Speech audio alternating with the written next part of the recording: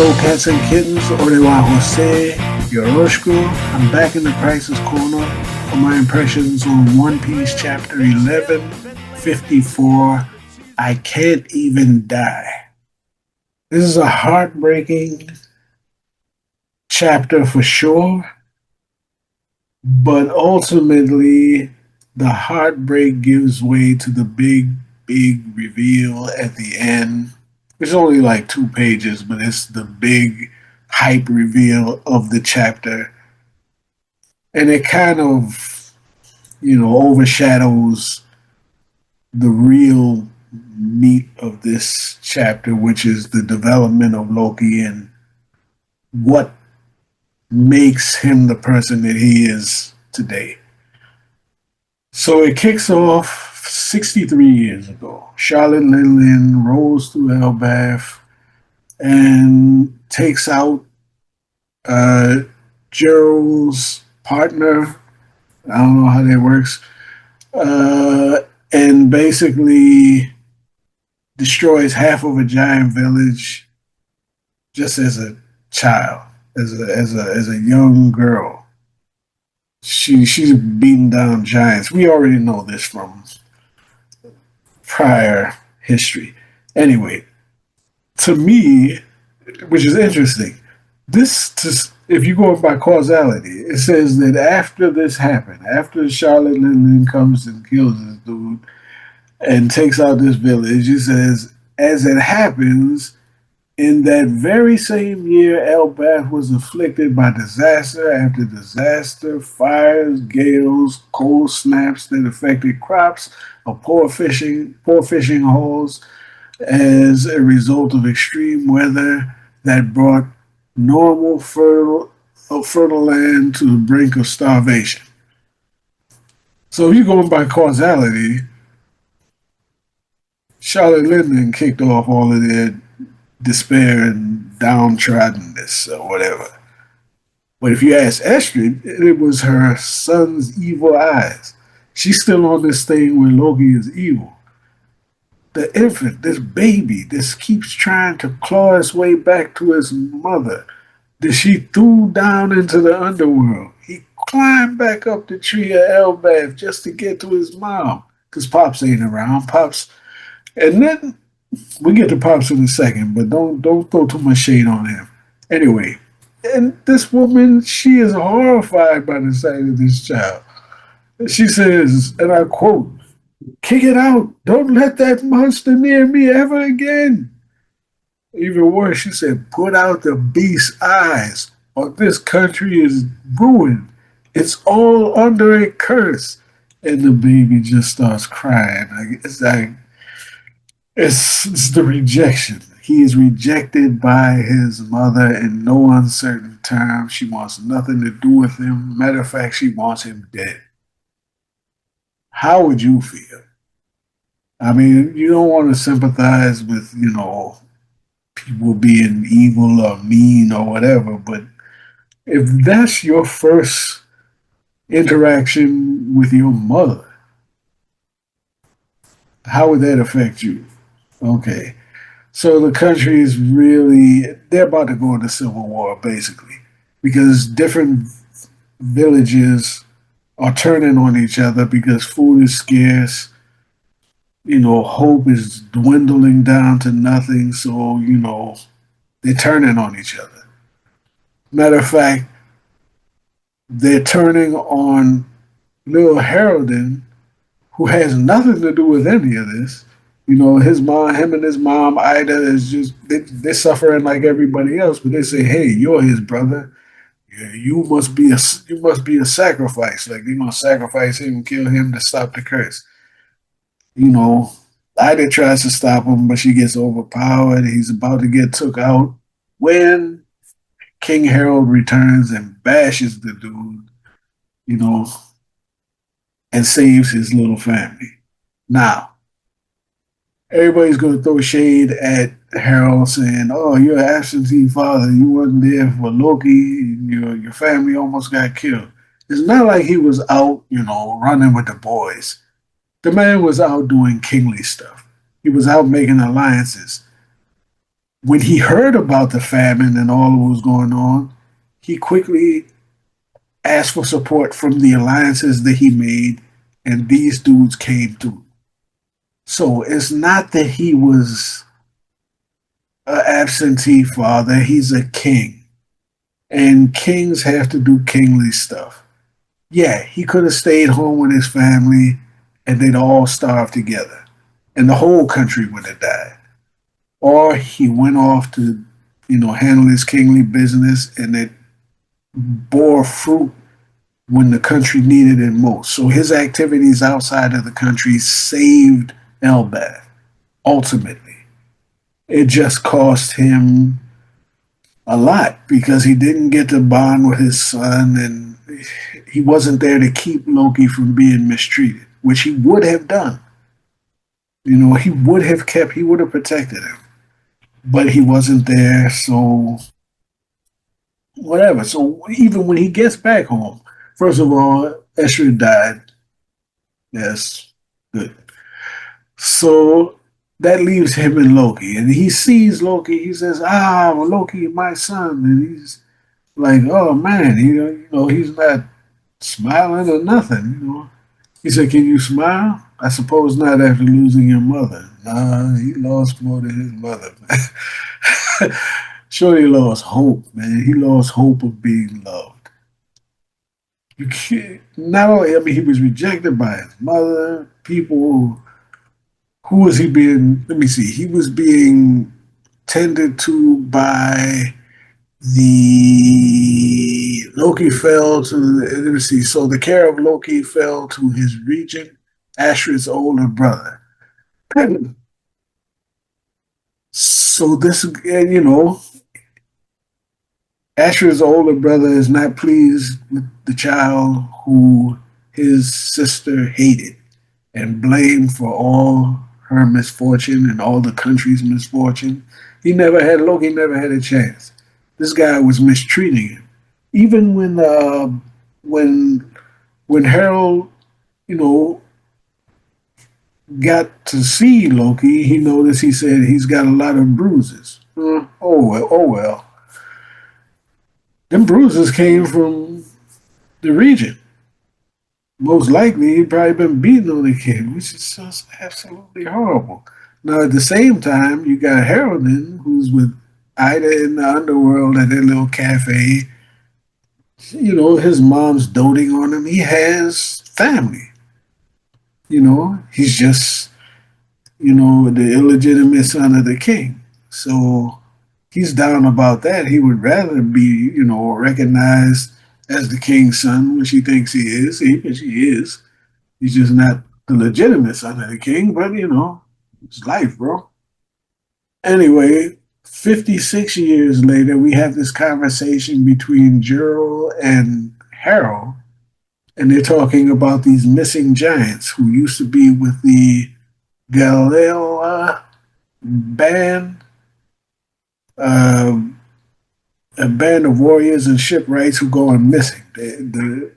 Harold thought they were a myth, but he says, no, no. Harold tells them that they were not a myth, that they traveled to distant shores and sent letters back to Elbath saying that they had been taken prisoner. Now, I'm curious as to who lets their prisoners send off letters to tell other people that they're prisoners. That's kind of counterproductive, but whatever. So he says, there's that. That's kind of a back burner thing, but we know that those are likely the giants who were frozen in the ice on Punk Hazard, and they probably were captured by the world government to be experimented on, because we know that they were working on giantification on Punk Hazard. So that's probably what happened to them. Maybe they'll be thawed out. Maybe they're just dead. Anyway, so there's that. Back to Loki. You get this heartbreaking little panel of growing up with the regent still bullying him. What he say? He says, "Let's see what rotten scraps I can feed you today." So he's treating him badly, feeding him scraps. This is while the king's away, because the king has this is 48 years ago now.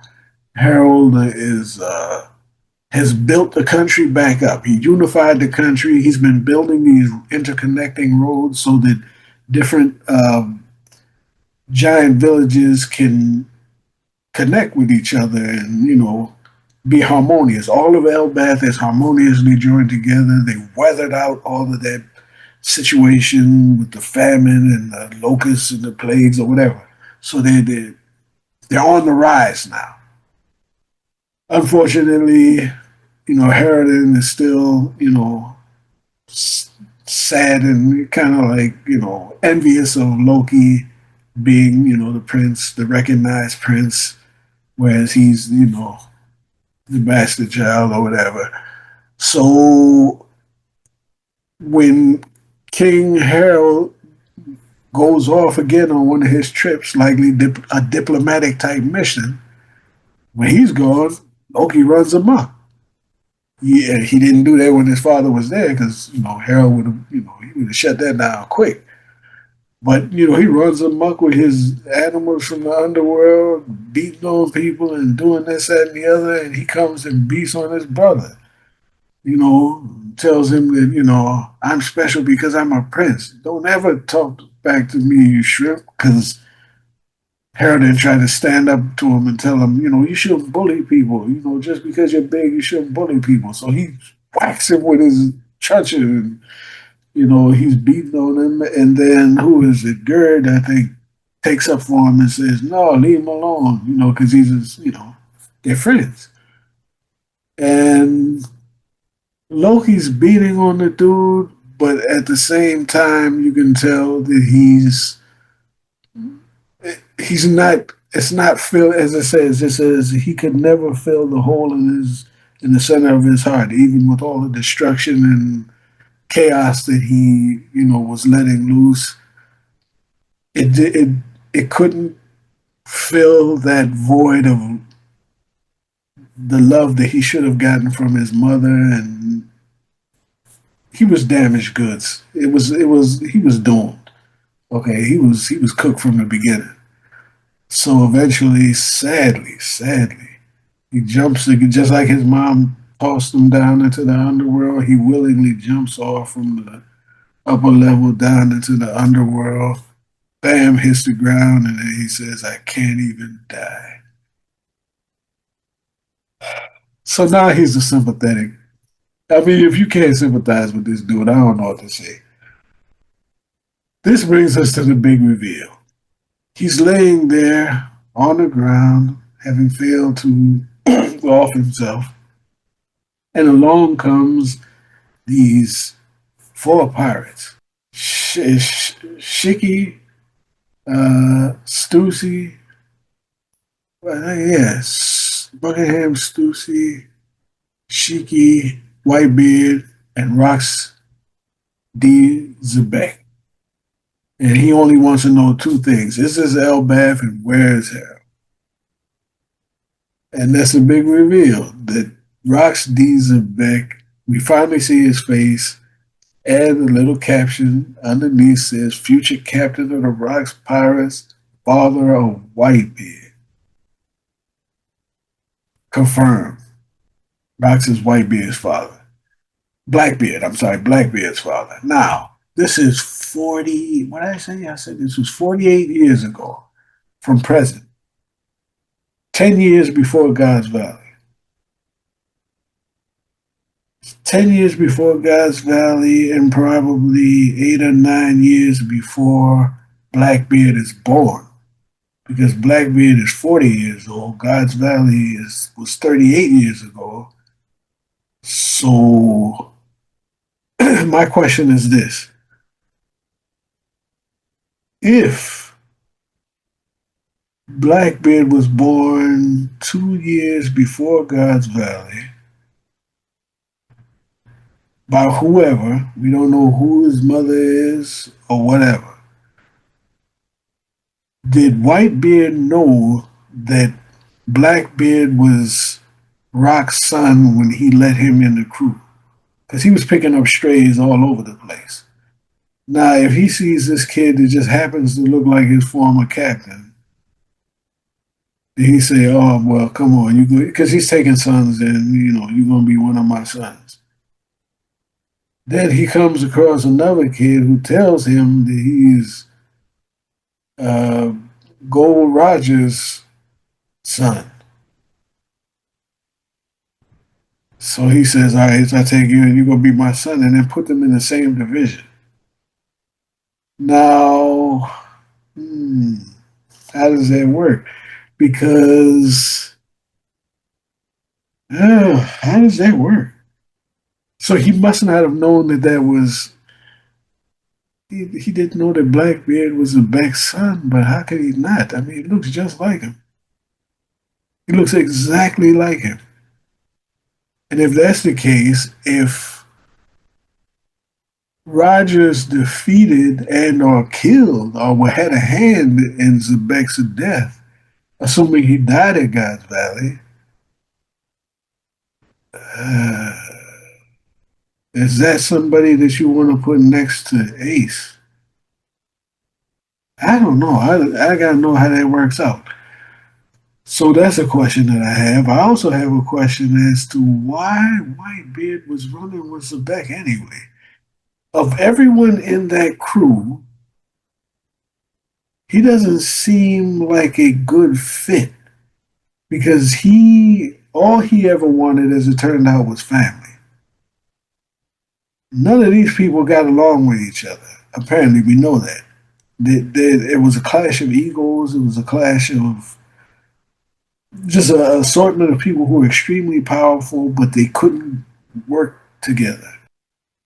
I would even I would even have believed that Whitebeard had turned on Xebec at some point if I didn't know that they disbanded at God's Valley after that incident, and he probably didn't turn on him at that time because he was probably caught up fighting Fingerling Garland, who likely gave him that slash on his chest.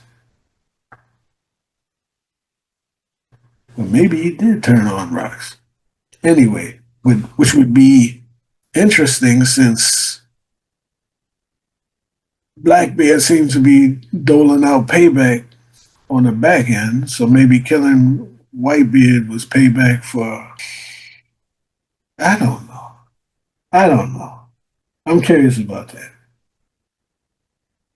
And this was, I don't know. Was he looking for payback on Whitebeard, Ace, and who else? Garp? No. Garp had a hand in Xebec's downfall, true. He didn't get revenge on. He has Garp as a prisoner right now. Yeah, that's true. He killed. He finished off Whitebeard. He captured Ace, but at the same time, before he captured Ace, when they had that battle, their first fight, he offered him a spot in his crew. Now, when he offered him a spot in his crew, did he do that knowing that that was Roger's son?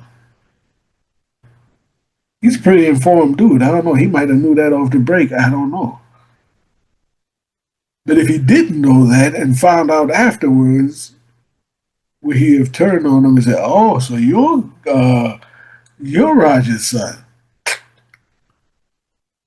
I don't know. It's a whole lot of stuff going on here. So I'm looking forward to next week. I want to see how this plays out. I want to see. We're not going to probably get into God's Valley too deep because actually this is Loki's backstory. Um, Xebec reveal is just collateral you know damage or whatever. But I do have questions as to the relationships between Whitebeard and Blackbeard from the standpoint of did Whitebeard know that Blackbeard was Xebec's son, and if he didn't, why not? And if he did, why did he put him in the same division with Ace and not tell him, All of that should have came out anyway. Let me know what you think. Maybe I'm thinking about this too much, but very very good chapter. Very good chapter. Very informative. Revelatory. However you want to put that. And I look forward to 11:55. Spoilers are already starting to come out, but I don't think, like I said, we're not getting into God Valley, which we really should. But more on that later. So, looking forward to seeing. I just want to know who killed Harold and why. Ultimately, that's what I want to know. But knowing more about Xebec is cool. So that's it. That's all I got. Until next time, let me know what you think. Looking forward to the next chapter. Until then, stay loose.